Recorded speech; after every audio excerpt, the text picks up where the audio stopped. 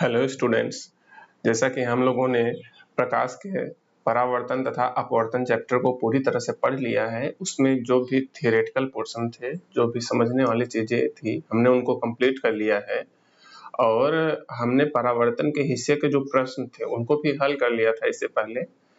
और अब जो है चूँकि कंप्लीट हो गया है चैप्टर, तो आज हम चल रहे हैं अपवर्तन मीन्स रिफ्रैक्शन से रिलेटेड जो भी प्रॉब्लम है उनको आइए सॉल्व कर लेते हैं, ताकि हम किसी भी तरह के प्रश्नों को हल करने में सक्षम हो सके। ठीक है, तो आइए चलते हैं, हम उन प्रश्नों को सॉल्व करते हैं।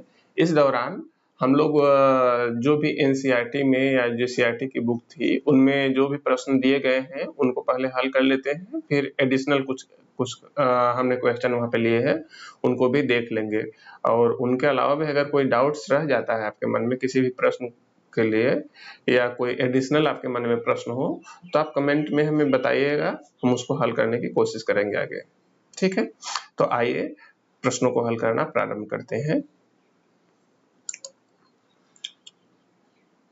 सबसे पहले स्टूडेंट, इस अपवर्तन वाले हिस्से में प्रश्नों को हल करने के लिए बेसिक से शुरू करते हैं। बेसिक में आपको पता होना चाहिए कि मीडियम का रिफ्रैक्टिव इंडेक्स का आइडिया क्या होता है। हमने देखा था स्टूडेंट कि रिफ्रैक्टिव इंडेक्स का अर्थ होता है किसी माध्यम की सघनता को बताना, किसी माध्यम की सघनता को बताने वाला अंक।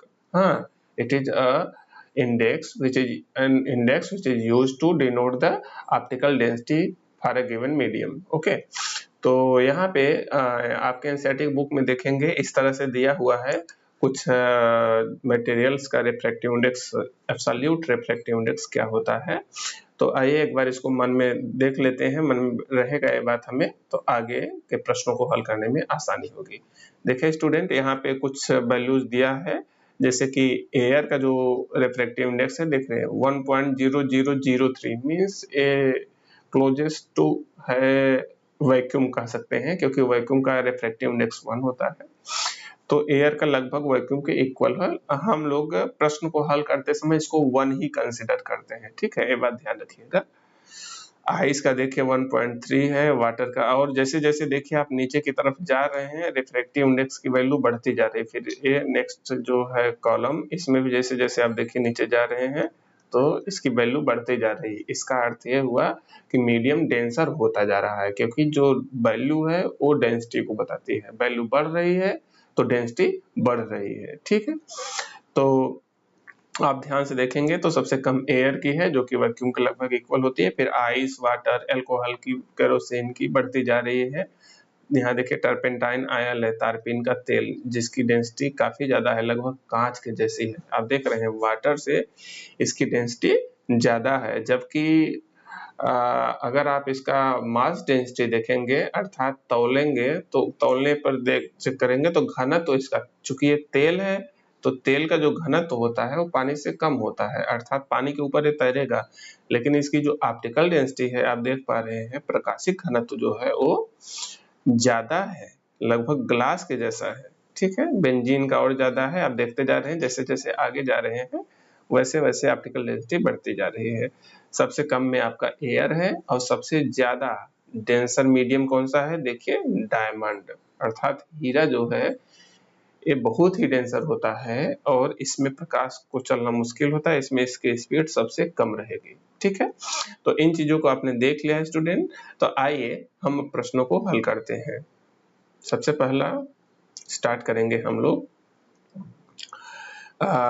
जो बुक में आपके बीच में क्वेश्चन दिए गए हैं, आप जो है प्रश्न बुक के देखेंगे तो उसमें कुछ प्रश्न बीच बीच में टॉपिक बेस्ड रहते हैं। जैसे कोई एक टॉपिक कंप्लीट होता है तो उसके प्रश्न दिए हैं, तो उनको आइए हम जल्दी से कर लेते हैं ताकि आपको किसी भी तरह का प्रश्न डाउट ना रह जाए। हाँ, सबसे पहले देखिए यहाँ पर क्वेश्चन नंबर 1 है, a ray of light travelling in air enters obliquely into water, does the light ray bend toward the normal or away from normal and why?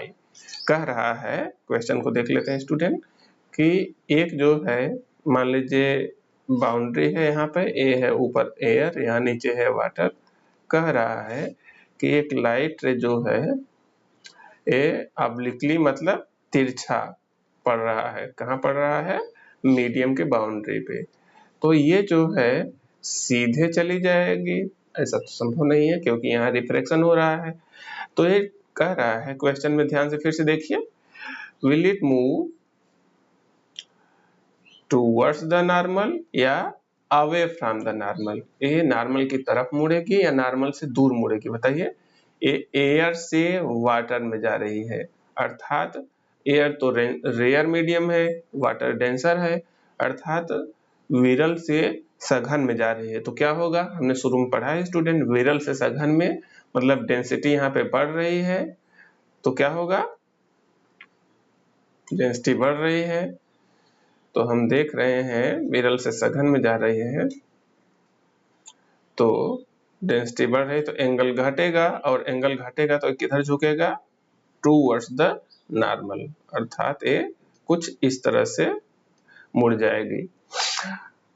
फिर से एक बार चर्चा कर लेते हैं स्टूडेंट, याद रखिएगा हमने देखा था विरल से सघन में जाती है तो नॉर्मल की तरफ मुड़ जाती है, और सघन से विरल में जाती है तो नॉर्मल से दूर हटती है। तो यहाँ विरल से सघन में जा रही है इसलिए नॉर्मल की तरफ मुड़ेगी, means towards the normal, it will bend. Okay, आइए देखते हैं नेक्स्ट क्वेश्चन।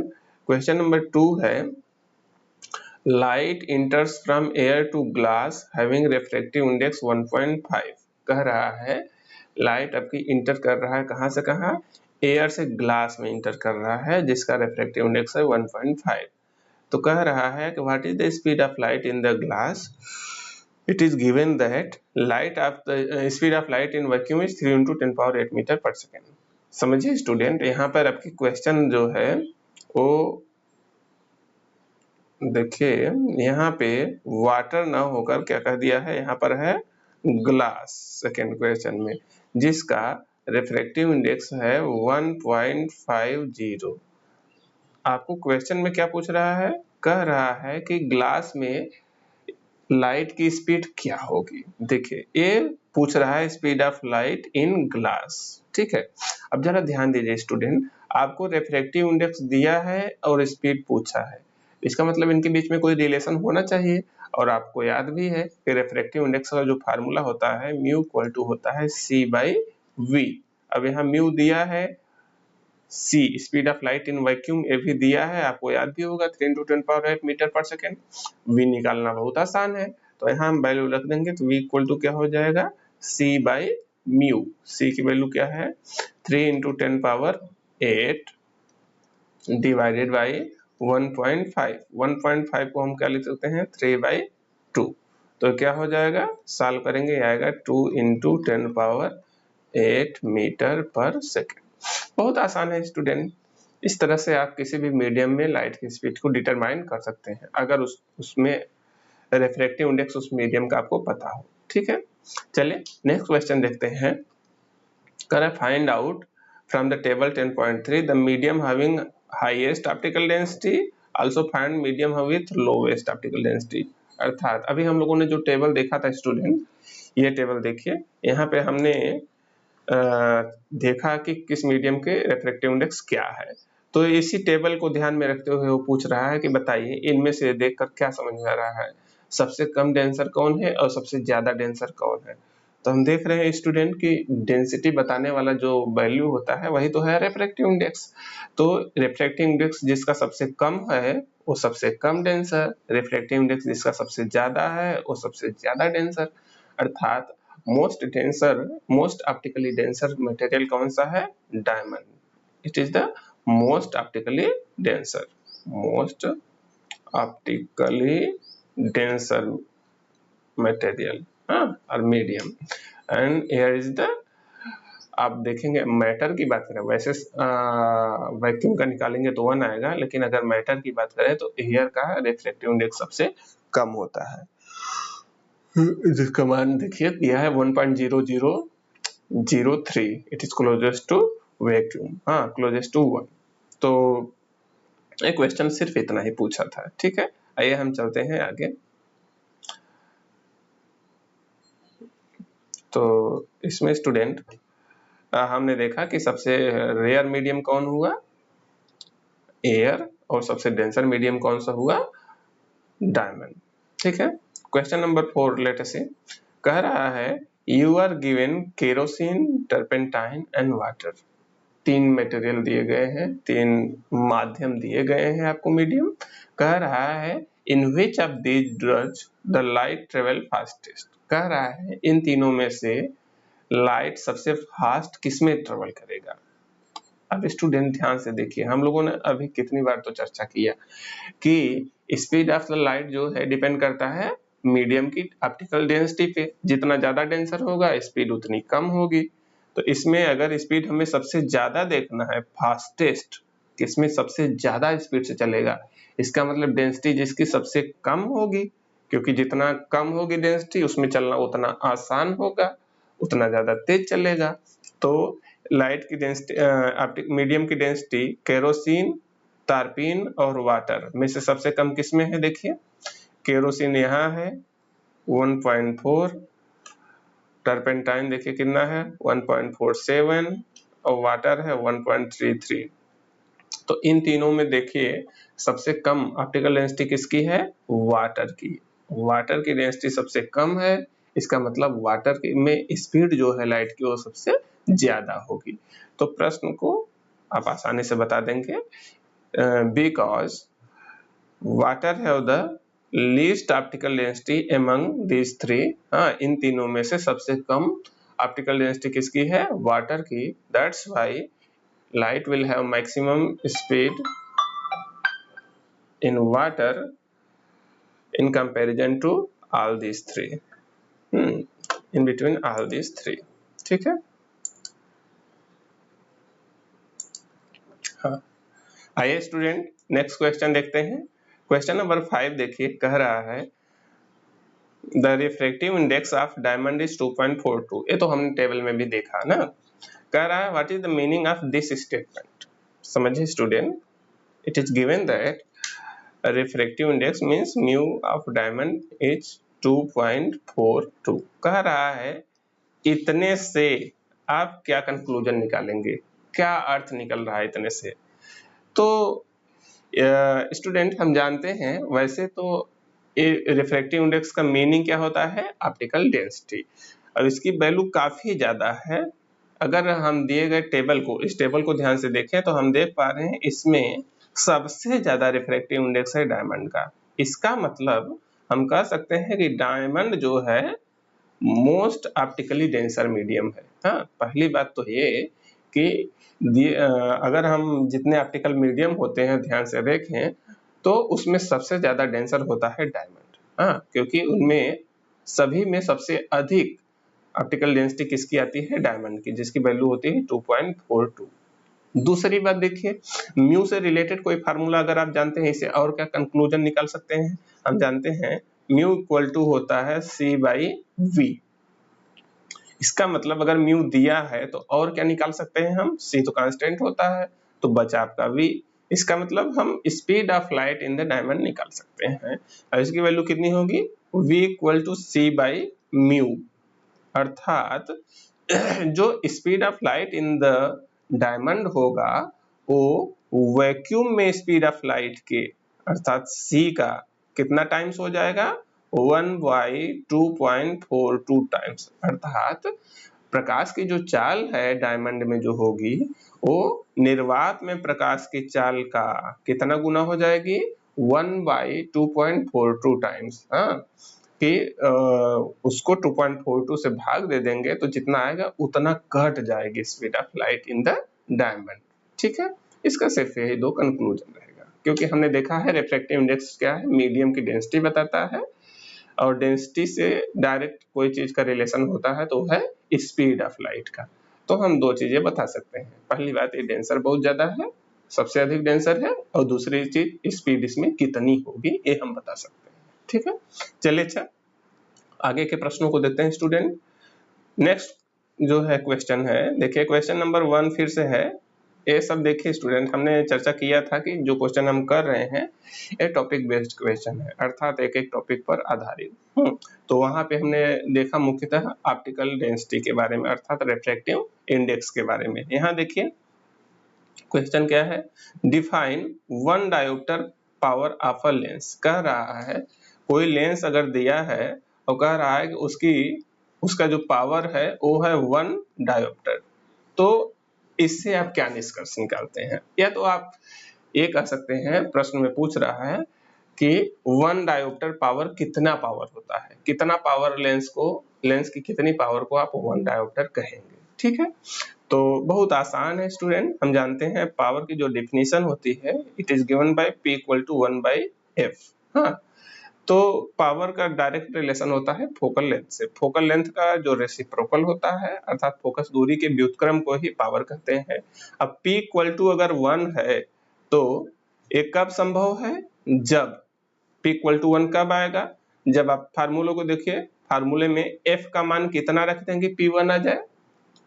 देखिए इस फार्मूले को ध्यान से, इस फार्मूला में हम F का मान कितना रखें कि P बराबर 1 आ जाए। देखिए ऊपर है 1, तो 1 को कितने से भाग देंगे कि 1 आएगा? तो 1 से भाग देंगे। अर्थात if we will place F equal to 1 metre, अगर हम F की वैल्यू 1 मीटर लें तो P बराबर आ जाए यहाँ से 1 मीटर, 1 डायोप्टर। इसका अर्थ ये हुआ कि अगर कोई लेंस जिसकी फोकस दूरी है 1 मीटर लें तो इसका पावर कितना आएगा? 1 डायोप्टर। तो बहुत आसान है, यही हो जाएगा इसकी डेफिनेशन कि 1 मीटर फोकस दूरी वाले लेंस की क्षमता ही 1 डायोप्टर कहलाती है। ठीक है, बहुत आसान है स्टूडेंट, क्योंकि डेफिनेशन उसके फार्मूले से बनती है। तो यहाँ फार्मूला है तो उससे डेफिनेशन आप बना सकते हैं कि यदि किसी लेंस की फोकस दूरी 1 मीटर हो तो उसकी क्षमता कितनी होगी? 1 डायोप्टर। ठीक है, बहुत आसान है स्टूडेंट। चलिए आगे के क्वेश्चन देखते हैं हम। क्वेश्चन नंबर 2 है, a convex lens forms a real and inverted image of a needle at a distance of 50 centimetre from it। आइए अच्छे देख लेते हैं इसको, पहले इरेज कर ले यहाँ का। क्वेश्चन नंबर 2 कह रहा है कि एक कन्वेक्स लेंस है, उत्तल लेंस, ठीक है, एक ऐसा इमेज बना रहा है रियल एंड इन्वर्टेड, हाँ, वास्तविक तथा उल्टा प्रतिबिंब बना रहा है of a needle at a distance of 50 centimetre from it. कह रहा है लेंस से 50 सेंटीमीटर की दूरी पर रखे हुए वस्तु को प्रतिबिंब बना रहे उल्टा और वास्तविक। Where is the needle placed in front of a convex lens if the image is equal to size of the object? कह रहा है कि अब बताइए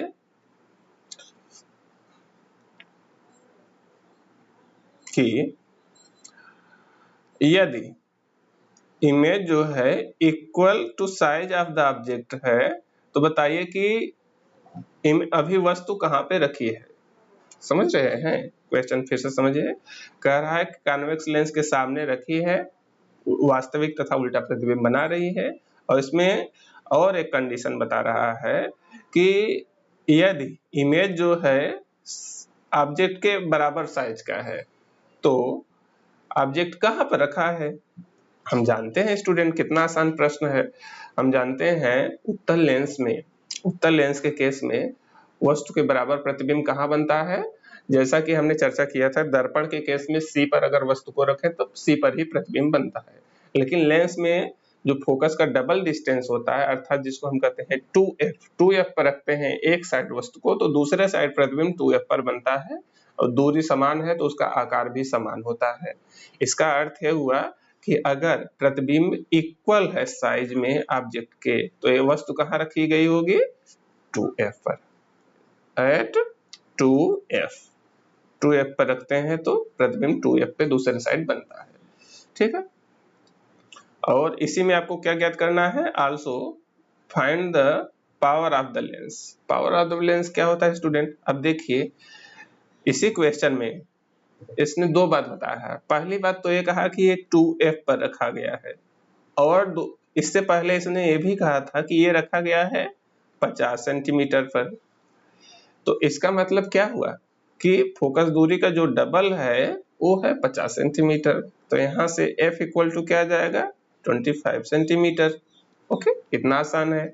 और पावर इक्वल टू हम जानते हैं होता है 1/f, तो अगर इसको मीटर में रखेंगे वैल्यू तो क्या आ जाएगा? 100/25, अर्थात ये आएगा 4 डायोप्टर। चूंकि उत्तल लेंस है, फोकस दूरी प्लस में है तो ये भी आएगा प्लस में। तो पावर कितना आएगा +4 डायोप्टर। ओके, बहुत आसान प्रश्न है स्टूडेंट। चलिए आगे के क्वेश्चन देखते हैं। क्वेश्चन नंबर 3 कह रहा है find the power of a concave lens of focal length 2 metre. कह रहा है एक कॉन्केव लेंस है, अवतल लेंस। क्वेश्चन नंबर 2 क्या कह रहा है, एक अवतल लेंस है, कॉन्केव लेंस, इसकी फोकस दूरी दिया है f इक्वल टू है 2 मीटर। जरा बताइए स्टूडेंट कि अगर एक अवतल लेंस है तो इसकी फोकस दूरी प्लस होनी चाहिए कि माइनस। आप जानते हैं अवतल लेंस की चाहे अवतल दर्पण हो, इनकी फोकस दूरी माइनस में लेते हैं। क्यों लेते हैं, चिन्ह परिपाटी की वजह से।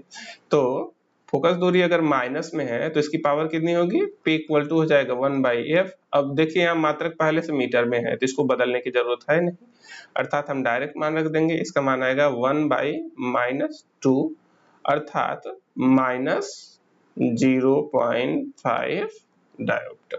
ठीक है, ये आएगा उस लेंस की क्षमता अर्थात पावर ऑफ द लेंस। ठीक है, बहुत आसान है। आइए आगे के प्रश्नों को देखते हैं।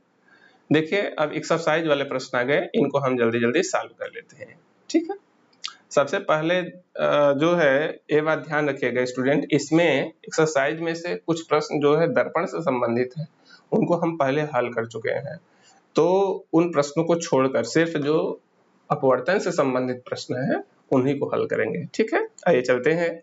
सबसे पहला क्वेश्चन देखिए क्या कह रहा है, which one of the following material cannot be used to make a lens। कह रहा है दिए गए मटेरियल में से बताइए किस मटेरियल से लेंस नहीं बनाया जा सकता। हाँ अच्छा देखिए स्टूडेंट, लेंस क्या होता है, हमने देखा है lens is optical medium which is bounded by two surfaces of which one must be spherical। अर्थात लेंस एक प्रकाशिक माध्यम ही तो होता है, बस उसकी कंडीशन क्या है, ऐसा प्रकाशिक माध्यम जो इनक्लोज्ड हो, जो दो सतहों से घिरा हो और उन दोनों सतहों में से कम एक क्या होना चाहिए, स्फेरिकल, हाँ या गोलीय सतह होना चाहिए, कर्व होना चाहिए, तभी उसको हम लेंस का नाम देंगे। तो मुख्य चीज ये है कि ये है तो प्रकाशिक माध्यम, बाउंड्री तो बाद की बात आती है। यहाँ पर देखिए इनमें से किसमें प्रकाश गुजर सकता है, प्रकाशिक माध्यम मतलब जिनमें से प्रकाश गुजर सकता है, in which light can pass through it. हाँ तो इनमें वाटर जो है, देखिए वाटर का बनाया जा सकता है, बिल्कुल बनाया जा सकता है, वाटर में आराम से पास होता है लाइट। हाँ ग्लास का लेंस बनाया जा सकता है, बिल्कुल ग्लास का सबसे ज्यादा बनता ही है लेंस। प्लास्टिक का आप जानते हैं स्टूडेंट, बहुत सारे प्लास्टिक ऐसे होते हैं, आजकल फाइबर वाले जो है मटेरियल आप देख रहे होंगे एकदम शीशा जैसा लगते हैं, एक तरह से वो प्लास्टिक ही होता है, तो उसके लेंस आसानी से बन सकते हैं। और चौथा, आजकल देखिए जो चश्मे भी बनते हैं, बहुत सारे फाइबर के ग्लास बनते हैं, जो चश्मा होता है टूटने पर गिरने पर टूटता नहीं है, क्योंकि वो कांच का नहीं बना होता है बल्कि किसी फाइबर का बना होता है। तो आप समझ सकते हैं कि फाइबर कितने क्लीन बनाया जा सकते हैं जिससे आसानी से लाइट बहुत अच्छे से पास होता है। हाँ? और चौथा ऑप्शन है क्ले। क्ले का अर्थ होता है मिट्टी।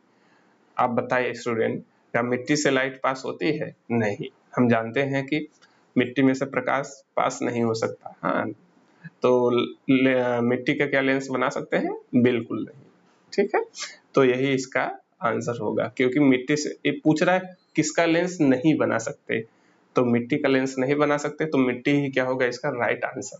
ठीक है, क्वेश्चन नंबर 2 देखिए, ये तो मिरर का क्वेश्चन है student, image form by A concave mirror. तो मिरर वाला तो हम पहले कर चुके हैं, तो इसको छोड़ देते हैं। आइए देखते हैं स्टूडेंट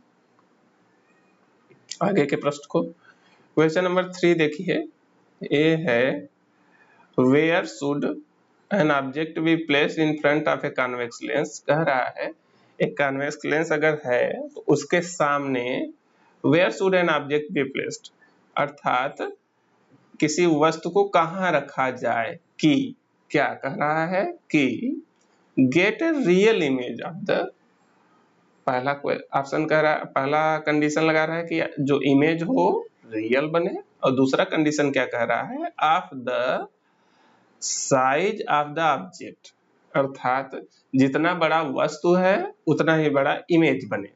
अब बताइए स्टूडेंट, हम जानते हैं कि वस्तु के बराबर इमेज एक ही कंडीशन में बनता है, बताइए कब? अभी तो हमने चर्चा किया। हम जानते हैं जब वस्तु कहाँ पे रखी हो, 2f पर, अर्थात फोकस के डबल डिस्टेंस पे वस्तु एक साइड रखी हो तो फोकस के डबल डिस्टेंस पे दूसरे साइड में प्रतिबिंब बनता है।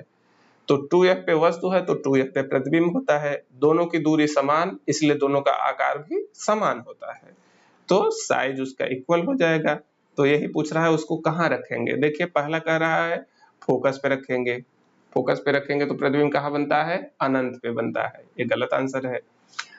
दूसरा कह रहा है at twice the focal length, कह रहा है फोकल लेंथ की डबल डिस्टेंस पे रखेंगे, वेरी गुड, यही तो सही आंसर है। फोकस का जो डबल दूरी है उसी को तो 2f कहते हैं पोजीशन, ठीक है। इन्फिनिटी पे रखेंगे तो प्रतिबिंब कहाँ बनेगा, फोकस पे, ये गलत आंसर ऑप्शन है। Between the optical centre and principal focus, optical centre और फोकस के बीच में रखेंगे तो वो वर्चुअल इमेज बनेगी और बड़ी बनेगी, तो साइज तो बड़ा हो जाएगा, अर्थात ये भी नहीं है, तो इसका ऑप्शन बी है करेक्ट, ठीक है। चलिए क्वेश्चन नंबर 4 देखिए, कह रहा है कि एक स्फेरिकल मिरर है और एक थिन स्फेरिकल लेंस है। स्टूडेंट थिन लेंस, यहाँ पे देखिए थिन शब्द का प्रयोग किया गया है, पतला लेंस, तो इसे आप कंफ्यूज मत होइएगा। हमने जो देखिए क्लास के समय चर्चा किया था कि थिन लेंस का मतलब क्या है, चूंकि हम समझाते के समय वहां पे चर्चा किए थे कि प्रकाश किरण, स्टूडेंट देखा ध्यान से देखें तो 2 बार मुड़ती है, एक बार यहाँ मुड़ती है, एक बार यहाँ मुड़ती है, 2 बार मुड़ रही, देखिए यहाँ पर और यहाँ पर। लेकिन हम लोग वैसे चित्र बनाते हैं तो कैसे बनाते हैं, आप देखे होंगे कि चित्र हम लोग डायरेक्ट ऐसे बना देते हैं, हाँ, यहाँ से प्रकाश किरण गई ऐसे मुड़ गई, हाँ, ऐसा हम क्यों बनाते हैं, क्योंकि हम ये दिखाना चाहते हैं कि हमारा देखिए लेंस बड़ा पतला है, इसमें हम कहाँ दिखाएं 2 बार मुड़ता हुआ, तो इसीलिए हम एक बार दिखा रहे हैं, जबकि प्रकाश किरण 2 बार मुड़ती है। तो हम जितना कुछ पढ़े हैं स्टूडेंट ना, सारा का सारा यही मान के पढ़े हैं कि हमारा जो लेंस है वो थिन लेंस है, हमारा लेंस है वो पतला लेंस है, ठीक है, तो उसमें कंफ्यूज मत होइएगा, ठीक है। चलिए हाँ देख लेते हैं, कह रहा है कि थिन लेंस है और दोनों का फोकल लेंथ है -15 सेंटीमीटर, यहाँ देखिए माइनस है स्टूडेंट, हाँ, फोकल लेंथ -15 सेंटीमीटर है। तो बताइए कह रहा है कौन सा लेंस और दर्पण है। अब हम जानते हैं स्टूडेंट कि फोकस दूरी माइनस किस में होती है, दर्पण की बात करें तो अवतल दर्पण में, मीन्स कॉनकेव मिरर में, और लेंस में भी बात करें तो अवतल लेंस में, अर्थात लेंस और दर्पण दोनों क्या होने चाहिए, अवतल। अवतल के केस में हमने देखा फोकस दूरी होती है माइनस में, उत्तल के केस में फोकस दूरी होती है प्लस, तो दोनों क्या होने चाहिए, कॉनकेव, अर्थात both concave is the right answer, ठीक है। तो बाकी ऑप्शन देखने की जरूरत ही नहीं है, ठीक है, हो गया। चलिए और आगे के क्वेश्चन देखते हैं स्टूडेंट। नेक्स्ट क्वेश्चन है क्वेश्चन नंबर 5। ये देखिए स्टूडेंट मिरर का क्वेश्चन है, इसको हम कर चुके हैं, तो इससे पहले के वीडियो में जाके आप देख सकते हैं। अगला क्वेश्चन देखा जाए,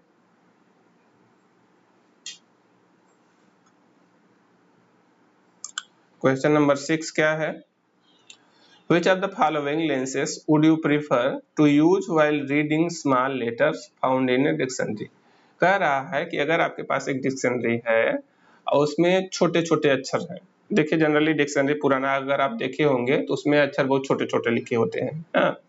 तो कह रहा है उन अक्षरों को पढ़ना है आपको, तो कौन सा लेटर, कौन सा लेंस आप प्रेफर करेंगे, मतलब किस लेंस से पढ़ना चाहेंगे।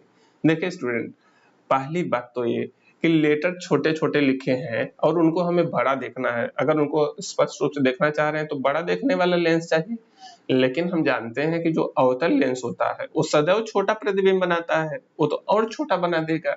इसका मतलब पहली बात तो ये कि अवतल लेंस को हम हटा देंगे, अवतल लेंस का ऑप्शन गलत है, हाँ।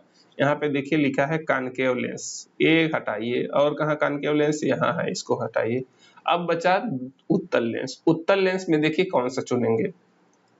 अब देखिए एक लेंस है स्टूडेंट, इसकी फोकस दूरी है 50 सेंटीमीटर और एक है इसकी फोकस दूरी है 5 सेंटीमीटर, तो इनमें से किसको चुनेंगे।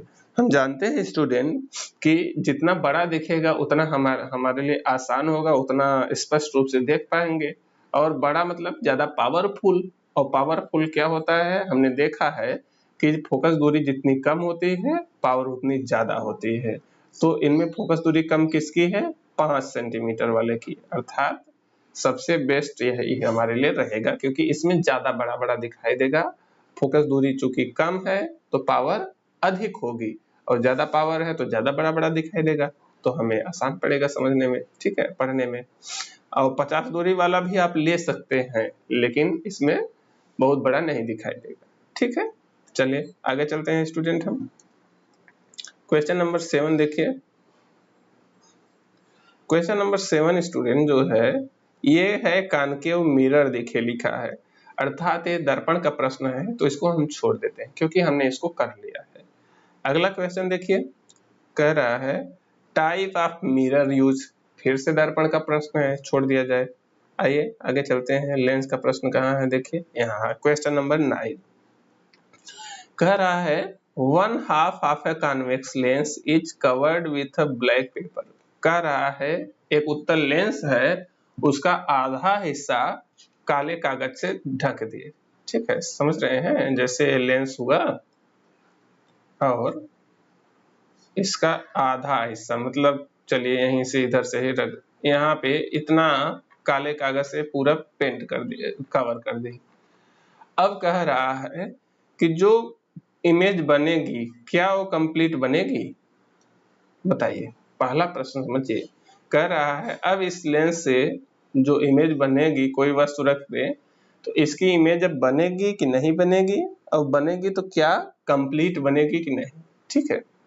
और दूसरा प्रश्न आइए देख लेते हैं, verify your answer experimentally, explain your observation. कह रहा है कि इस आंसर को आप एक्सपेरिमेंट करके भी चेक करिए, तो चूंकि एक्सपेरिमेंट तो सिर्फ लेबोरेटरी में ही कर सकते हैं स्टूडेंट, इसलिए इसको अभी नहीं देखेंगे, हम इसका आंसर खाली देखेंगे। हाँ, इसको जो है ऑब्जर्वेशन करके भी देखना है, तो लैब में आप जो है जाइएगा और एक लेंस लेकर आधा उसको ढक दीजिएगा, फिर देखिएगा कि उससे दिखाई देता है कि नहीं, उससे प्रतिबिंब पूरा दिखाई देता है, कोई वस्तु देखते हैं तो उसका प्रतिबिंब पूरा दिखाई देता है कि कम दिखाई देता है ना। हालांकि चलिए हम यहाँ पे समझ लेते हैं, देखिए स्टूडेंट, आंसर इसका है कि प्रतिबिंब हमेशा पूरा बनेगा। क्यों?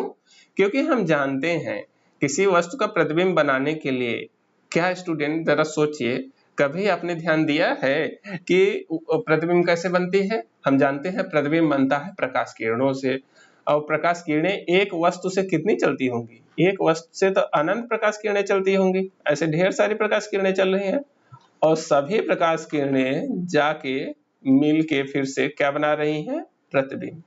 ये सारी की सारी प्रकाश किरणें निकल के प्रतिबिंब बना रही है।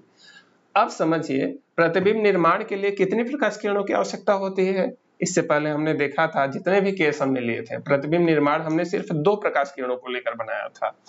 इसका मतलब 2 रहेंगे तब भी प्रतिबिंब पूरा बन जाएगा। तो अगर सिर्फ 2 प्रकाश किरणें पूरे प्रतिबिंब को बना सकती हैं, तो इतना अगर लेंस का हिस्सा हम काट के निकाल दें, चाहे काला पोत दें, चाहे कागज से ढक दें, क्या फर्क पड़ता है, सोचिए, ध्यान से सोचिए। ये यहाँ से तो प्रकाश किरणें भी बहुत सारी जा रही हैं, अगर ये सारी ढेर सारी प्रकाश किरणें जा रही हैं तो ये सब मिलकर प्रतिबिंब को तो बनाएंगे ही, अर्थात जो प्रतिबिंब बनेगा वो कैसा बनेगा, कंप्लीट। हाँ, क्योंकि बहुत सारी प्रकाश किरणें भी जा रही हैं। हाँ, आधा प्रकाश किरणें घट गई, एक चीज क्लियर है। अब इससे क्या फर्क पड़ेगा समझिए स्टूडेंट, कंप्लीट बनेगा, पोजीशन, शेप, साइज, इस सब पे कोई फर्क नहीं पड़ेगा। तो फर्क क्या पड़ेगा, क्या लेंस के आधा कर देने से कोई फर्क नहीं पड़ेगा, फर्क पड़ेगा स्टूडेंट, समझिए। जितनी ज्यादा प्रकाश किरणें जाएंगी, ये सारी की सारी प्रकाश किरणें जाकर क्या कर रही थी, प्रतिबिंब के पास जा रही थी, अर्थात मिलकर प्रतिबिंब बना रही थी। अब प्रकाश किरणें जितना ज्यादा होती जाएंगी, जैसे बल्ब समझिए, बल्ब एक जल रहा है, एक और बल्ब जला दिए, तो क्या होगा, दीवार पे जहां पे प्रकाश किरणें पड़ रही हैं वहां पर क्या होगा, एक बल्ब और जल गया, एक बल्ब और जल गया, तो क्या होता जा रहा है, आप दीवार पे जहां प्रकाश किरणें पहुंच रही हैं देखेंगे वहां क्या बढ़ चेंज हो रहा है, चमक, अर्थात ब्राइटनेस। तो प्रकाश किरणें अगर बढ़ती हैं तो चमक बढ़ती है, अर्थात अगर लेंस को आधा कर देंगे तो उसकी जो चमक होगी वो आधी हो जाएगी, समझ रहे हैं, और कोई प्रभाव नहीं पड़ेगा, ठीक है। चलिए आगे के क्वेश्चन को देखते हैं। क्वेश्चन नंबर 10 है, ये है, कह रहा है एक object of 5 centimetre length is held 25 centimetre away from a converging lens of focal length 10 centimetre. कह रहा है एक वस्तु है जिसका लेंथ कितना है 5 सेंटीमीटर, और इसको रखा गया है कहाँ पे 25 सेंटीमीटर दूर from a converging lens. Converging lens मतलब कंसिडर कर सकते हैं उत्तल लेंस। हाँ, हमने देखा सामान्यतः उत्तल लेंस ही कन्वर्जिंग लेंस का काम करता है, कुछ केस में ही खाली ये चीज चेंज होता है। हाँ, जिसका कि फोकस दूरी कितना है 10 सेंटीमीटर। 10 सेंटीमीटर फोकस दूरी वाले, फिर से अच्छा इन चीजों को लिखते जाइए स्टूडेंट। हाँ चलिए लिखते जाते हैं। अच्छा क्या कह रहा है कि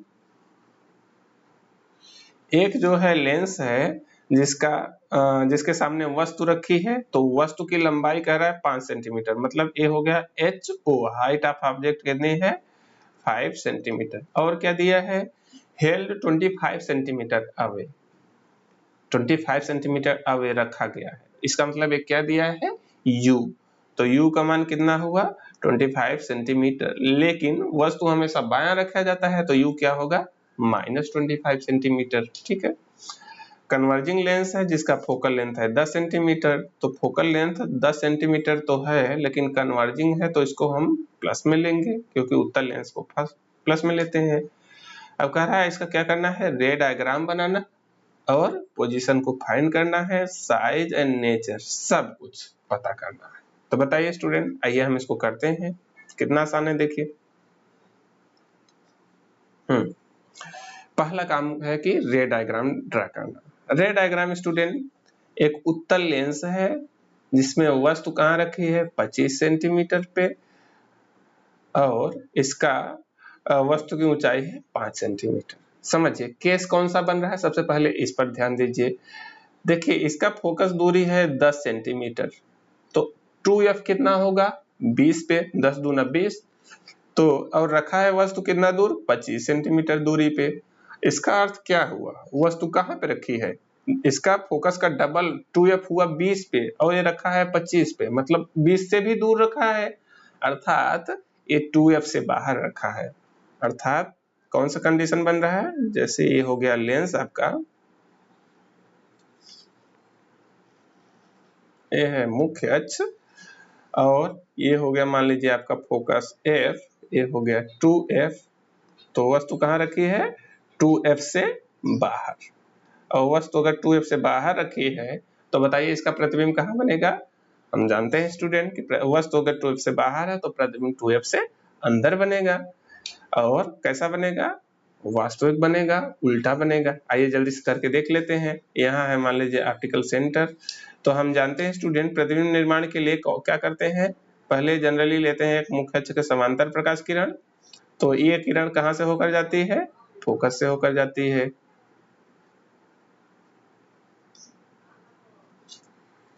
इसको थोड़ा सीधी रेखा ड्रा करते हैं। इस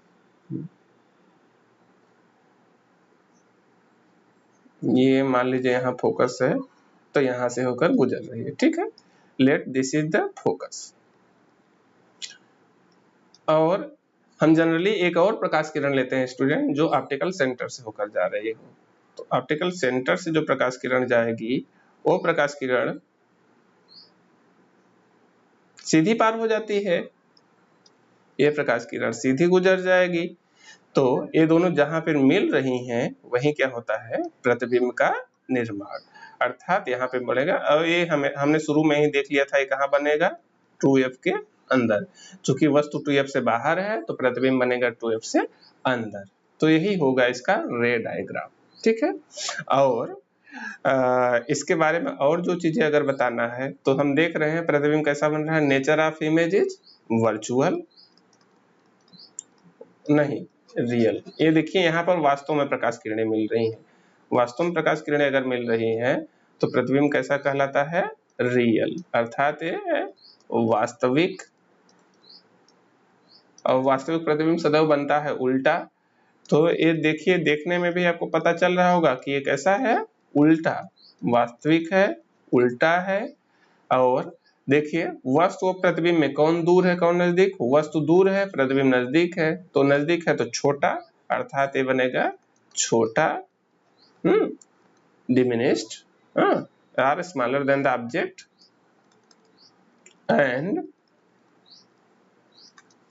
इसका लोकेशन कहाँ है, बिटवीन f एंड 2f। कहाँ पर बन रहा है, between f and 2f, f तथा 2f के बीच बनेगा प्रतिबिंब। ठीक है, अगर इसकी साइज वाइज को भी पता करना हो तो हम कर सकते हैं, लेकिन देखिए पूछा है कि नहीं, कह रहा है हाँ साइज भी पूछा है। तो आइए हम इसको हल कर लेते हैं स्टूडेंट, साइज को भी निकाल लेते हैं। चलिए देखिए स्टूडेंट, साइज के लिए हम क्या करते हैं, सबसे पहले तो हमें इसको हल करना पड़ेगा। देखिए u दिया है, f दिया है, हल करना पड़ेगा, v का मान निकालना पड़ेगा, क्योंकि हम जानते हैं साइज की पोजीशन ऑफ इमेज भी पूछा है, तो सबसे पहला उद्देश्य हमारा होना चाहिए लेंस फार्मूला, क्योंकि लेंस फार्मूला हमने पढ़ा सबसे पहला फार्मूला, और उस फार्मूला में आता है u, v और f। यहाँ u और f दिया है तो लेंस फार्मूला ही सुटेबल है। तो आइए हम लेंस फार्मूला का यूज करते हैं। हम जानते हैं लेंस फार्मूला क्या है स्टूडेंट,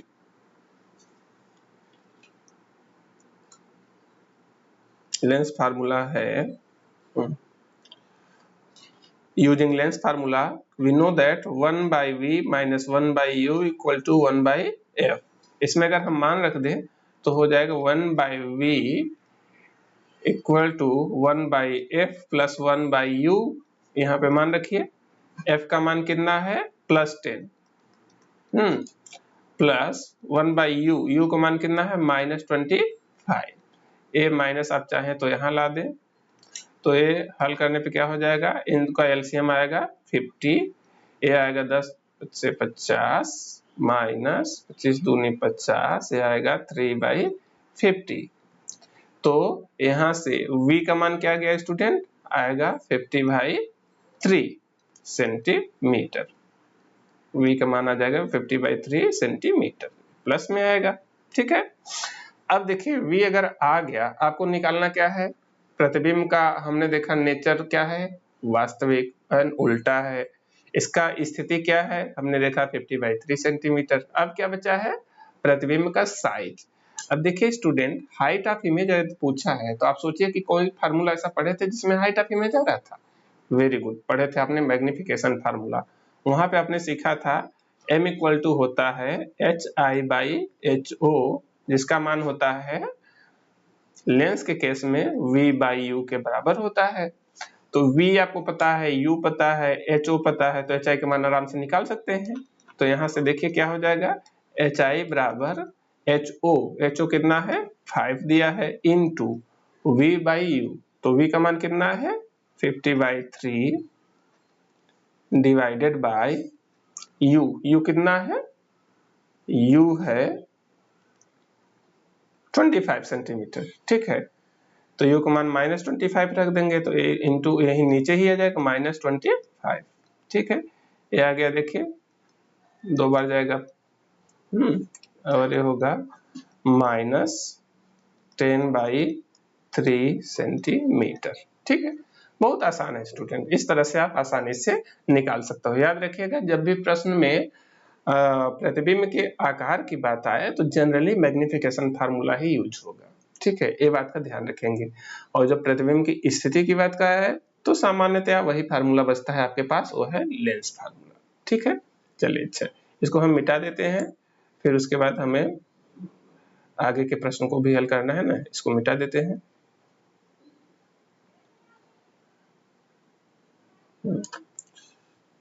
ठीक, आइए आगे चलते हैं। हम आगे देखते हैं अगला प्रश्न क्या है। क्वेश्चन नंबर 11 देखिए स्टूडेंट, इसमें कह रहा है अ concave lens of focal length 15 centimetre, एक अवतल लेंस है जिसका फोकस दूरी है 15 सेंटीमीटर। कह रहा है इमेज कितना बड़ा बना रहा है, 10, ये बना रहा है 10 सेंटीमीटर दूरी पर इमेज बना रहा है। कह रहा है how far the object is placed from the lens, draw the रे डायग्राम। ये है अवतल लेंस, फोकस दूरी है 15 सेंटीमीटर, इमेज बन रही है 10 सेंटीमीटर पे। तो कह रहा है ऑब्जेक्ट कहाँ पे रखा है। चलिए हल कर लेते हैं स्टूडेंट, पहले हल करना उचित रहेगा इसको, ठीक है। तो इसको देख लेते हैं। क्वेश्चन नंबर 11 कह रहा है कि चूंकि अवतल लेंस है तो इसकी फोकस दूरी माइनस में हमें लेना पड़ेगा। तो गिवन क्या है, f इक्वल टू -15 सेंटीमीटर, और क्या है v कह रहा है इमेज 10 सेंटीमीटर पे बना रहा है, मतलब v का मान क्या है। चूंकि देखिए स्टूडेंट, अवतल लेंस इमेज हमेशा इमेजिनरी आभासी बनाता है, आभासी प्रतिबिंब मतलब बाएं बन रहा होगा, तो v इक्वल टू क्या होगा -10 सेंटीमीटर। तो u का मान पूछा है, आप खुद से सोचिए कि कौन सा फार्मूला यहाँ पे यूज करेंगे। यहाँ पर यूज होगा लेंस फार्मूला, क्योंकि u v f अगर तीनों का बात आता है तो लेंस फार्मूला, ठीक है। वो है 1/v - 1/u equal to 1/f। इसमें मान रख दीजिए 1/v कितना है, v का मान दिया है, चलिए अच्छा डायरेक्ट हम कर लेते हैं। यहाँ से आएगा 1/u equal to 1/v - 1/f। इसका मान रख दीजिए 1/v, v का मान कितना है -10 - 1/f, f का मान कितना है -15, तो हो गया 1/15 - 1/10। इसको लिख सकते हैं, एलसीएम आएगा 30, 15 दूना 30, 10 तियां 30, ये आएगा -1/30। तो यहाँ से u का मान कितना है स्टूडेंट, u बराबर आ जाएगा -30 सेंटीमीटर, ठीक है। आप आसानी से इसको हल कर सकते हैं। इसका मतलब वस्तु कहाँ पर रखा गया है, लेंस से 30 सेंटीमीटर की दूरी पर। अब समझिए, देखिए यहाँ पर दिया है कि फोकस दूरी जो है 15 सेंटीमीटर है, प्रतिबिंब बन रहा है 10 सेंटीमीटर पे, और वस्तु रखी है 30 सेंटीमीटर पे। इसका मतलब वस्तु कितना दूर रखी है, लेंस से फोकस के डबल डिस्टेंस पे। अब इसका रे डायग्राम बनाना है तो आसानी से आप बना सकते हैं, चलिए बना लेते हैं। ये है मान लीजिए हमारा अवतल लेंस, ठीक है। इसमें सबसे पहला काम आपका क्या होता है, मुख्य अक्ष बनाना। मुख्य अक्ष आपने बनाया, फिर मान लीजिए इसका फोकस है यहाँ पे 15 सेंटीमीटर, तो वस्तु कहाँ पे रखी है 30 पर, इसका मतलब वस्तु 2f पे लगभग रखी है, ठीक है। यहाँ पे रखी है वस्तु, यहाँ पे वस्तु अगर रखी है तो प्रतिबिंब बनाना कैसे बनाएंगे हम जानते हैं, मुख्य अक्ष के समांतर अगर प्रकाश किरण लेके चलते हैं तो ए फोकस से होकर जाते हुए प्रतीत होगी, हाँ, ए फोकस से जाके प्रतीत होगी, तो ये इस तरह से मुड़ जाएगी। और अगर हम ऑप्टिकल सेंटर से कोई प्रकाश किरण लेते हैं तो ये सीधी चली जाएगी। ये दोनों प्रकाश किरणें देखिए स्टूडेंट डाइवर्ज हो रही है, आगे फैल रही है, तो आगे तो मिलेंगी नहीं, इन कहाँ मिलेंगी, पीछे बढ़ाने पे। तो इनको अगर हम पीछे बढ़ाएंगे तो देख रहे हैं हम यहाँ पे मिलती हुई प्रतीत हो रही है, तो यही बनेगा प्रतिबिंब। तो ये हुआ इसका रे डायग्राम, ठीक है। बहुत आसान है स्टूडेंट, इस तरह से आप कर सकते हैं। आइए आगे के क्वेश्चन देखते हैं, पहले इसको मिटा लें हम।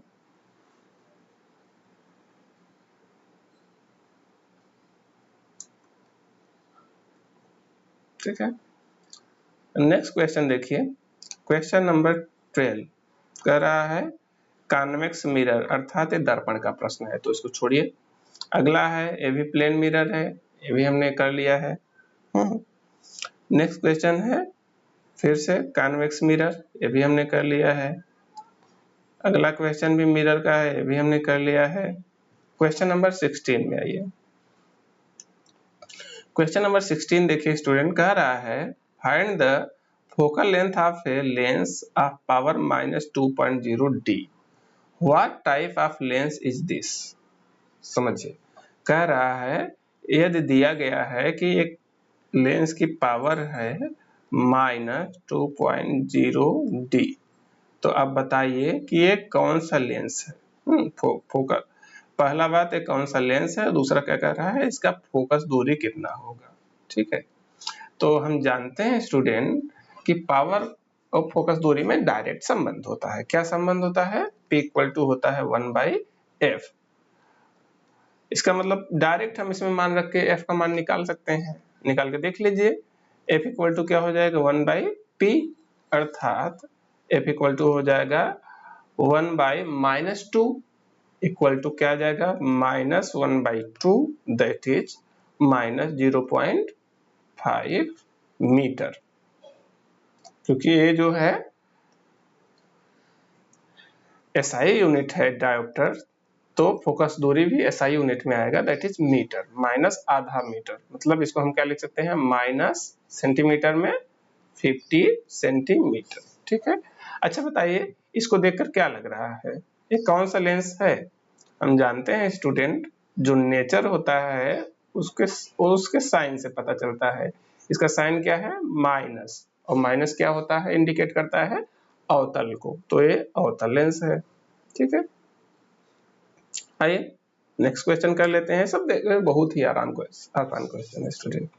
क्वेश्चन नंबर 17 कह रहा है, a doctor has prescribed a corrective lens of power +1.5D, find the focal length of the lens. कह रहा है कि एक डॉक्टर है, किसी पेशेंट को जिसकी आंख में प्रॉब्लम है, उसको कह रहा है कि आपको एक चश्मा पहनना होगा जिस चश्मे की पावर है +1.5 डायोप्टर।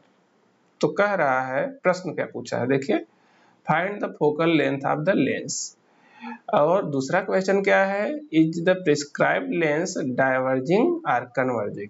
जो लेंस है कन्वर्जिंग लेंस है कि डाइवर्जिंग लेंस। तो बहुत आसान है स्टूडेंट, जैसा कि हमने प्रीवियस क्वेश्चन किया अभी। कह रहा है P इक्वल टू है +1.5D।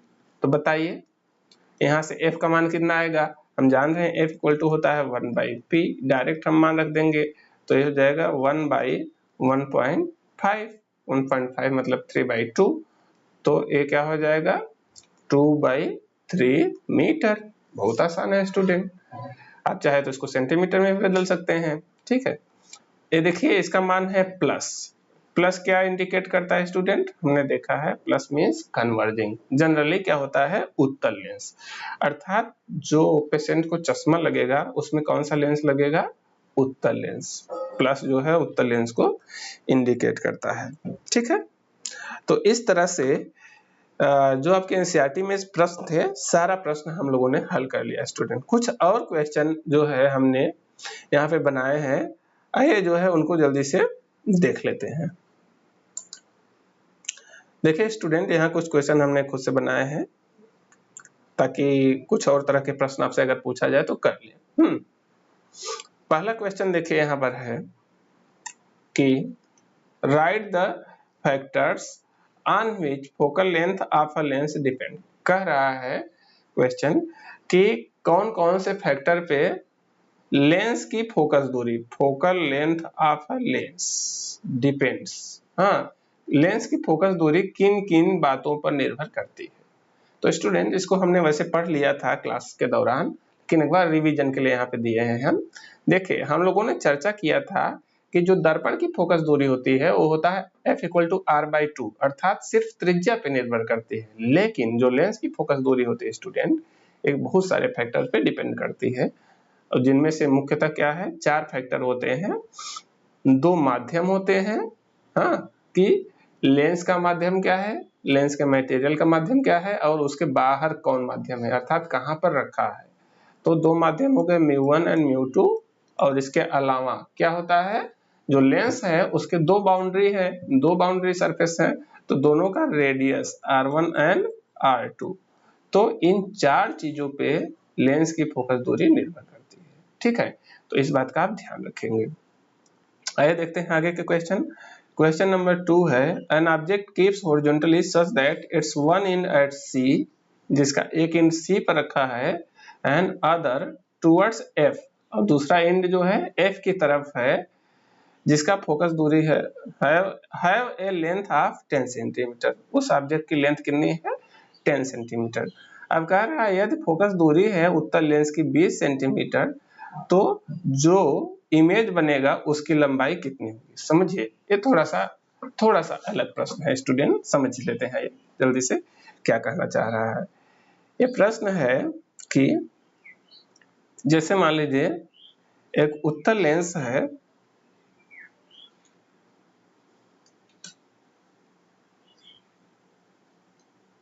और मान लीजिए यहाँ पर एक वस्तु जो है कहाँ रखी है, कह रहा है कि इसका एक एंड जो है सी पे, सी बाय मिस्टेकन हो गया है, इट इज एट 2f, सी की बजाय क्या है 2f। इसका एक एंड जो है 2f पे है और दूसरा एंड f की तरफ है, मतलब f की तरफ मतलब इधर है। और कितना है स्टूडेंट, कितना दूर है 10 सेंटीमीटर, और फोकस दूरी है इसकी 20 सेंटीमीटर, मतलब यहाँ से यहाँ 20, यहाँ से यहाँ फिर से 20, तो 10 इसके बीचों बीच आएगा। अर्थात जो वस्तु है ऐसे लेटी हुई है, वस्तु जो है ऐसे लेटी हुई है। ठीक है, वस्तु यहाँ पे लेटी हुई है, यहाँ पे इसकी लंबाई है 10 सेंटीमीटर, यहाँ से यहाँ है 10 सेंटीमीटर। तो कह रहा है स्टूडेंट कि इसकी प्रतिबिंब जो बनेगा उसका लंबाई कितना होगा। पहली बात, इसका प्रतिबिंब बनेगा कहाँ है स्टूडेंट, समझिए जरा। हम देख रहे हैं कि जो बिंदु 2f पर है इसका प्रतिबिंब तो दूसरे साइड जो है 2f पर बनेगा, जो बिंदु 2f पर है उसका प्रतिबिंब 2f पर ही बनेगा। मतलब जैसे मान लीजिए इसमें इंड लिख दे रहे हैं, जो वस्तु है इसको जो है ए बी नाम दे दिए, तो बिंदु ए का प्रतिबिंब यहाँ पर बनेगा 2f पर, a डैश मान लिया, और बिंदु b का प्रतिबिंब, बिंदु b देखिए कहाँ है 2f और f के बीच, तो प्रतिबिंब इसका बनेगा कहाँ 2f के बाहर, अर्थात इसका प्रतिबिंब 2f के बाहर बनेगा। तो वस्तु कैसी होगी, ऐसे ही लंबी सी रखी होगी। ठीक है, अर्थात b का प्रतिबिंब इधर कहीं बनेगा b डैश। अब इसकी अगर लंबाई ज्ञात करना है तो a का बिंदु a की स्थिति तो हम जानते हैं, प्रतिबिंब कहाँ बन रहा है a डैश 2f पर, मतलब यहाँ तक है 40 सेंटीमीटर, यहाँ तक की दूरी कितना है 40 सेंटीमीटर। अब अगर b डैश हमें पता चल जाए कितना दूर है तो हम इसकी स्थिति बता सकते हैं स्टूडेंट। अच्छा पहले देखिए b कहाँ पर है, b लेंस से कितना दूरी पर है, यहाँ तक हो गया 20 और ये है 10, तो टोटल कितना हुआ 30 सेंटीमीटर। अर्थात बिंदु B के लिए U का मान कितना है -30 सेंटीमीटर, F इक्वल टू कितना है +20 सेंटीमीटर। तो इसका V कितना हो जाएगा, तो हम इसको लेंस फार्मूला से यूज करेंगे, 1/v equal to 1/f plus 1/u। इसको हल करिए तो A आ जाएगा 1/f का मान कितना है 20 प्लस 1/u का मान कितना है -30। इसको हल करिए स्टूडेंट, तो ये आ जाएगा 1/v इक्वल टू 20 और 30 का एलसीएम 60, 20 तिहाई 60 माइनस 30 दूनी 60, ये आ गया 1/60। इसका अर्थ क्या हुआ, v बराबर क्या आएगा +60 सेंटीमीटर। ठीक है, अर्थात इसका जो b डैश वाला इंड है इसकी दूरी कितनी हो गई 60 सेंटीमीटर। तो आप बताइए स्टूडेंट कि अगर a डैश वाला इंड है 40 सेंटीमीटर पे, b डैश वाला इंड है 60 सेंटीमीटर पे, तो इसकी लंबाई कितनी हो जाएगी 40 से 60 अर्थात 20 सेंटीमीटर। अर्थात लेंथ ऑफ इमेज जो होगी इसकी वैल्यू कितनी आएगी 20 सेंटीमीटर। ठीक है, तो इस तरह का प्रश्न हो सकता है कभी आपसे कोई पूछ ले तो आप बता दीजिएगा। ठीक, चले अच्छा देख लेते हैं और आगे के क्वेश्चन, इसको इरेज कर दिया जाए। नेक्स्ट क्वेश्चन है स्टूडेंट, क्वेश्चन नंबर 3 देखिए, कह रहा है if an object of height 5 centimetre is placed before a lens having focal length 20 centimetre. कह रहा है एक लेंस है जिसकी फोकस दूरी है 20 सेंटीमीटर, उसके सामने वस्तु जो रखा है उसकी हाइट है 5 सेंटीमीटर। ठीक है, and magnification produced by a lens is, the lens is +3। ध्यान से समझिए, m का वैल्यू दिया है +3, और जो वैल्यू दिया है उनको भी लिख लेते हैं। मान लीजिए HO की वैल्यू है 5, क्योंकि वस्तु ऊपर रखी है तो +5 सेंटीमीटर। फोकस दूरी जो है दिया है 20 सेंटीमीटर, कितना है 20 सेंटीमीटर, अभी प्लस माइनस नहीं पता है। कह रहा है find the nature of the lens, बताया पहले बताना है कौन सा लेंस है, and position of the object, बताइए ऑब्जेक्ट कहाँ पर रखा है। ठीक है, चलिए ज्ञात करते हैं स्टूडेंट। पहला क्वेश्चन समझिए कि अगर मैग्निफिकेशन है +3 तो बताइए इसका क्या अर्थ है। +3 का अर्थ क्या है? प्लस का अर्थ होता है अगर वस्तु ऊपर है तो प्रतिबिंब भी ऊपर है, इसका मतलब आभासी प्रतिबिंब है। और 3 मतलब प्रतिबिंब 3 गुना बड़ा है, तो प्रतिबिंब 3 गुना बड़ा वास्तव ये बताइए कि बड़ा प्रतिबिंब कौन सा लेंस बनाता है, उत्तल लेंस या अवतल लेंस? हम जानते हैं सदैव उत्तल लेंस ही बड़ा बनाता है, अवतल लेंस हमेशा छोटा बनाता है। इसका मतलब एक चीज तो पता चल गया, ये जो वैल्यू है 3 उससे समझ में आ गया कि ये लेंस कौन सा है, उत्तल। नेचर ऑफ द लेंस क्या हुआ, कॉन्वेक्स, एक कॉन्वेक्स लेंस है। ठीक है, अब आगे चलते हैं। अगर एक कॉन्वेक्स लेंस है तो इसकी फोकल लेंथ क्या हो जाएगी, +20। अब सोचिए इसका u ज्ञात करने को कहा है, कह रहा है वस्तु कहाँ पे रखी है। तो हम जानते हैं स्टूडेंट u के लिए हमें लेंस फार्मूला यूज करना पड़ेगा, और लेंस फार्मूला है 1/v minus 1/u equal to 1/f। लेकिन यहाँ f तो दिया है, लेकिन v और पता रहता तब नहीं हम u निकाल लेते, लेकिन v तो पता नहीं है। लेकिन देखिए उसकी जगह पे कुछ और दिया है स्टूडेंट, क्या दिया है, m का मान दिया है। तो हम आसानी से v का हेल्प ले सकते हैं यहाँ से। कैसे, हम जानते हैं कि m इक्वल टू a भी होता है v/u। यहाँ से क्या रहा है, m का मान अगर हम रखते हैं +3 तो यहाँ से क्या आ जाएगा, v इक्वल टू 3u आ गया। अब ये मान हम यहाँ पे रख सकते हैं, तो आइए रख के देखिए क्या रहा है। अगर हम रख दें v इक्वल टू 3u तो ये हो जाएगा 1/3u minus 1/u equal to 1/f।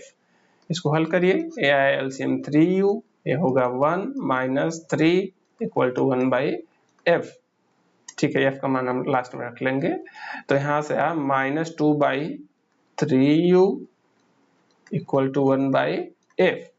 यहाँ से आया u इक्वल टू कितना आ जाएगा स्टूडेंट, -3/2 उधर चला जाएगा, -3/2f। वैल्यू रख दीजिए, -3/2 इंटू f कितना है 20, तो क्या आ जाएगा -3/40 सेंटीमीटर। इसको क्रॉस चेक कर लीजिएगा कैलकुलेशन एक बार। ठीक है, तो इस तरह से हम आसानी से निकाल सकते हैं u का मान। और इसी में अगर आपसे पूछा है कि प्रतिबिंब की ऊंचाई भी ज्ञात करिए, तो क्या करेंगे आप, फिर से वही काम करेंगे कि v/u इक्वल टू क्या होता है, प्रतिबिंब की ऊंचाई तो डायरेक्ट आप निकाल सकते थे, m इक्वल टू होता है hi/ho। m का मान दिया है 3, ho का मान दिया है 5, तो hi का मान हो जाएगा 15। ठीक है, hi का मान क्या हो जाएगा 15 सेंटीमीटर। तो ये तो बहुत आसान था। ठीक है, तो इस तरह से आप हल कर लेंगे। चलिए स्टूडेंट, आइए आगे के क्वेश्चन देख लेते हैं। कैलकुलेशन क्रॉस चेक हर जगह कर लीजिएगा। ठीक है, जल्दी जल्दी चक्कर में हो सकता है कुछ छूट गया हो। नेक्स्ट क्वेश्चन देखिए स्टूडेंट, क्वेश्चन नंबर 4 क्या कह रहा है, कह रहा है if an object having height 2 centimetre is placed before a lens, एक वस्तु है जिसका ऊंचाई है 2 सेंटीमीटर, लेंस के सामने रखा है और उस लेंस की फोकल लेंथ कितनी है 15 सेंटीमीटर।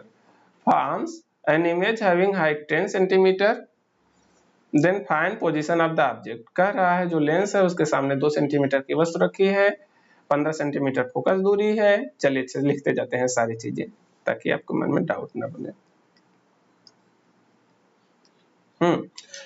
HO का मान दिया है +2 सेंटीमीटर, और क्या दिया है, फोकस दूरी दिया है 15 सेंटीमीटर, और दिया है forms an image having height 10 centimetre, मतलब HI दिया है 10 सेंटीमीटर।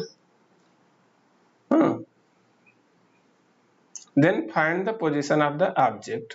समझिए स्टूडेंट, इसमें U पूछा है आपसे, थोड़ा सा ध्यान देना है यहाँ पे आपको। देखिए जो प्रतिबिंब है स्टूडेंट ये वस्तु से बड़ा है। ठीक है, प्रतिबिंब जो है वस्तु से बड़ा है, तो लेंस कौन सा होगा, कंफर्म हो गया कि बड़ा प्रतिबिंब कौन बनाता है, उत्तल लेंस। इसका मतलब f का मान प्लस होना कि माइनस, प्लस होगा। ठीक है, एक चीज कंफर्म हो गया। अब f का मान अगर पता हो गया और हमें m का मान ध्यान से देखें तो m का मान यहाँ पर जो है, चूंकि हमें u चाहिए तो लेंस फार्मूला चाहिए। लेंस फार्मूला के लिए v u f 3 चीजें होती हैं, तो कम से कम जो है v पता होता है या u पता होता है, कोई तो पता होता है, लेकिन m नहीं पता है। उसकी जगह पे क्या दिया है, वस्तु और प्रतिबिंब की ऊंचाई। तो यहाँ से हम निकाल सकते हैं आराम से स्टूडेंट। क्यों? क्योंकि हम जानते हैं इससे निकल जाएगा m, और m इक्वल टू होता है HI/HO, अर्थात 10/2 करेंगे तो ये आएगा 5, अर्थात m इक्वल टू मान लीजिए +5 बन रहा है। तो इसका मान अगर हम रख दें यहाँ पे तो क्या हो जाएगा, हम कह सकते हैं m इक्वल टू होता है v/u। v का मान जो है नहीं पता है, ना तो u पता है, तो m अगर हम +5 रख देंगे तो आएगा v इक्वल टू 5u। अब देखिए स्टूडेंट, f का मान है +15, v इक्वल टू 5u। अगर a मान हम रख देंगे लेंस फार्मूला में 1/v - 1/u equal to 1/f, इसमें हम माने दोनों रख देंगे तो आप यहाँ से u का मान आसानी से निकाल सकते हैं। ठीक है, तो इसको आप कर लीजिएगा, बहुत आसान है। चलिए अच्छा, आगे के क्वेश्चन देखते हैं स्टूडेंट। एक क्वेश्चन और बचा है।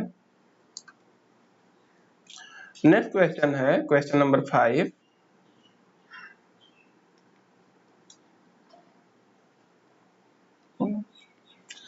कह रहा है if refractive index of glass with respect to air is 1.5, हाँ, ग्लास का एयर के रेस्पेक्ट में, इसका मतलब क्या है, μg/μa कितना दिया है, 1.5। इसको हम ऐसे भी लिख सकते थे AμG 1.5 है।